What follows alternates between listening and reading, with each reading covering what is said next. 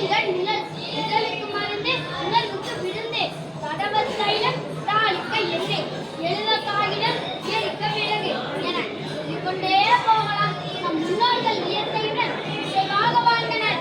இயற்கை தேவைக்கு மட்டுமல்ல தெய்வமாக கருதினர். பசுமை இல்லாத நிலை வராது. பாரம்பரியம் இல்லாத மனிதன் அடையாளம் இருந்திருப்பான். இது சொல்லும்போது என்னோட மனசுல தோன்றவர்கள அவங்க என்ன சொல்லணும்னு ஆசைப்படுறேன்.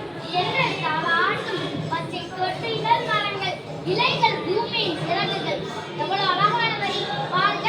நம் முன்னோர்கள் இந்த மண்ணில் வாழ்ந்தவர்கள், பசுமையை ஓட்டியவர்கள். அவர்கள் உண்ட உணவு இயற்கை உணவு. அவர்கள் பயணித்த பாதை பசுமை பாதை. இன்று நம்மால் அந்த பசுமை வாழ்வை வாழ முடியுமா? நமது பாரம்பரியத்தை நாம் எப்படி விட்டுவிட்டோம் தெரியுமா? சீரக கஞ்சி விடப்பட்டது, நிலக்கடலை எண்ணெய் மறக்கப்பட்டது, மண்பானை உணவு சுவையாக இல்லை என்றாயிற்று, வாழையில் விருது என்ற முற்றிலே இல்லை என்ற நிலை வந்து விட்டது. இந்த நிலை நம்மால் மாற வேண்டும் என்றால் நாம் ஒரு மரம் நட வேண்டும், இயற்கையை நேசிக்க வேண்டும், பாரம்பரியத்தை நம் வாழ்வில் மீண்டும் கொண்டு வர வேண்டும். நம் பாரம்பரியமான சித்த மருத்துவம், நாட்டுப்புற வழிபாட்டு முறைகள், இயற்கை உணவுகள் நம்மிருந்து விலகி வருகின்றன.